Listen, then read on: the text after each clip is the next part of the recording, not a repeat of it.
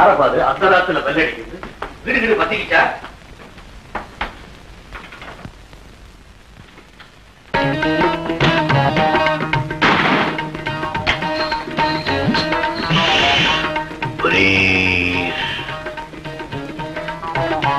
யாருங்க நீங்க? இந்த குடும்பத்துக்கு தலைவர். இதுவரைக்கும் நான் தான் இந்த குடும்பத்துக்கு தலைவன் நினைச்சுக்கிட்டு இருந்தேன். என்னடி இது? வீட்டுக்குள்ள இருக்கிற இந்த குடும்பத்தை சொல்லல. நாடு பூரா நிறைய வறட்சி குடும்பம் தானே இருக்கு. என்ன வர்க்க பக்தியா! உனக்கும் துணைவிக்கும் புரிந்திருக்கும் என்று நினைக்கிறேன். துணைவிக்கு புரிஞ்சதோ இல்லையோ, இந்த தோழனுக்கு புரியல. என்ன நீங்க யாரு கிட்ட அறையுறீங்க? சொந்த ஒரு அறம் தாங்கிய.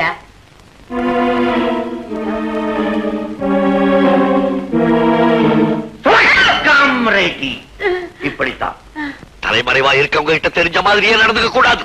அதான் மேலெடுத்து உத்தரவு. உங்ககிட்ட புரட்சி, ஒளியட்டு புஷ்வாக்கள், எரிட்டு தீக்கணும். இப்போது புரியுதா? அப்பா அம்மா கூட அற வாங்கிட்டா பாத்தியா? ஒன்னாலையும் எல்லாரையும் செய்ய முடியாது. அவன் செஞ்சு விட்டான். அவன் யாரு?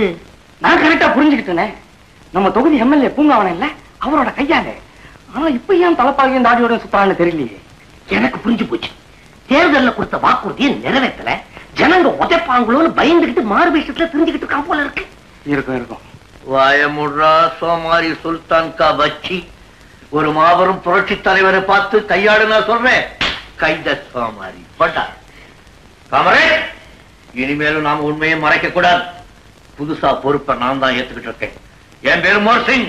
இங்க ஒளிஞ்சுகிட்டு இருக்கிற நம்ம காமரேட்ஸுக்கு இந்த பணத்தை பூரா உங்க மூலியமா பங்கு போட்டு கொடுக்கறதுக்காக வந்த காமரேட் கதிர்வேலு. கதிர்வேலுவா? நான் கதிர்வேலு இல்லைங்க, குருமூர்த்தி. கதிர்வேலு இல்லே?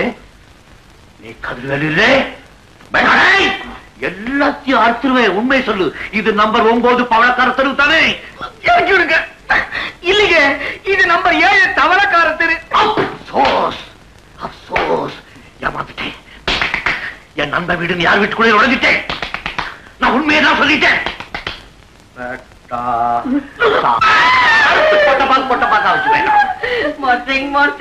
இப்பதான் உண்மை தெரிஞ்சு போச்சு. எங்களை என்ன பண்ண போறீங்க? உங்க வேலை எப்ப முடியும்? இங்க ஒழிஞ்சுகிட்டு இருக்கிற எங்க தோழர்களுக்கெல்லாம் இந்த பெட்டிக்குள்ள இருக்கிற 5 லட்சம் ரூபாயை கொடுத்ததுக்கு அப்புறம் தான் என் வேலை முடியும்.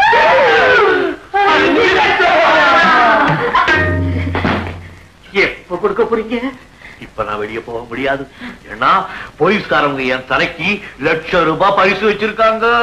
தலைக்கு மட்டும் 1 லட்சமா? ஏங்க உங்க கைய கால கொண்டு போய் கொடுத்தா எவ்வளவு ரேட்டு கொடுப்பாங்க? தலைக்குன்னா உயிர்க்குன்னு அர்த்தம்டா.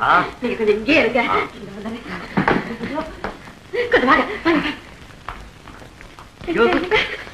5 லட்சம், தலைக்கு 1 லட்சம், மொத்தம் 6 லட்சம். ஆமாமா, மோர்சிங்க கொஞ்சம் மஸ்கா பண்ணி போலீஸ்ல மாட்டி விட்டுட்டா அந்த 6 லட்சம் நமக்கு தான். என்னப்பா நினைக்கிறேன்?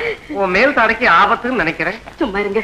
6 லட்சம் வருதுன்னா மேல் தாட போனா என்ன, கீழ் தாட போனா என்ன? என்னோட மகேஷே, அதுவும் சரிதான். தாடை இருந்துட்டாலும் பையன் லட்சணம் தான்.